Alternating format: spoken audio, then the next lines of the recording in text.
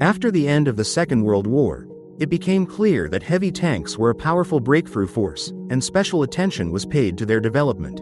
Given the successful use of the IS-2 heavy tank in combat, the IS-3, IS-4 and T-10 heavy tanks were developed and adopted.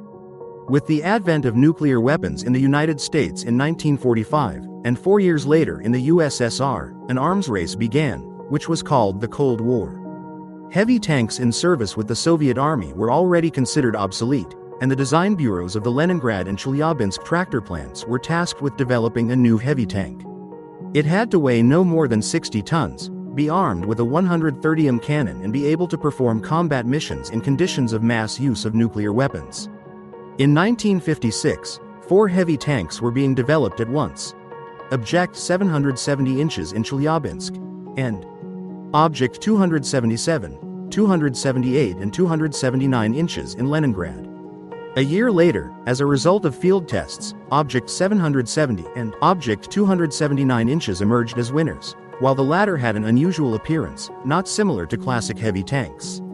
The shape of its hull, more reminiscent of a flying saucer, was chosen specifically for greater resistance to the blast wave from a nuclear explosion, and cumulative shells bounced off it. The crew, consisting of 4 people, climbed into the tank through 3 hatches, which, if necessary, were hermetically sealed together with the breech of the gun. The tank was equipped with a heated fighting compartment, which was part of the excess pressure system. The air was filtered before entering the fighting compartment, and thick armor, lined on the fighting compartment side with special anti-radiation material, protected it from radiation. The tank's armament consisted of a 130mm M65 rifled gun with a rate of fire of 5 rounds per minute and 24 rounds of ammunition, as well as a coaxial 14.5mm KPVT machine gun with 300 rounds of ammunition.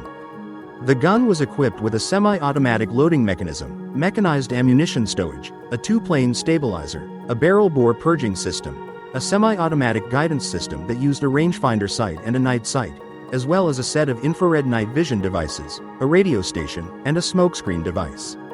The tank hull was welded from 4 cast armored blocks, with a frontal armor thickness of 269mm, side armor of 182mm and a turret armor thickness of 305mm. The tank weighed 60 tons, and was accelerated to 55 km per hour by a 16-cylinder diesel engine with a capacity of 1000 HP. The fundamental innovation of Object-279 inches was its unique 4-track chassis. After numerous tests of nuclear weapons at the Semipalatinsk test site, it was found that when a shock wave from a nuclear explosion passes through the side of the tank, it overturns, while the tank itself is able to perform a combat mission by returning it to its normal position. In addition, when the tank overturned, its crew was seriously injured and could not perform a combat mission. In addition, after nuclear explosions, stones, destroyed ceilings and logs were scattered across the surface of the Earth, on which, at the most inopportune moment, the tanks sat down with their bottoms and were unable to continue moving. The 4-track chassis actually eliminated the possibility of the tank turning over and landing on its bottom. The tank could easily move across rough and swampy terrain, as well as through deep snow. The tank's cross-country ability and protection were at a high level, but frequent breakdowns and inconvenience of servicing the chassis, small ammunition, colossal efforts when turning the tank, as well as the cost of production led to the fact that Object-279 inches was never accepted into service. Subscribe to the channel. There will be much more interesting ahead.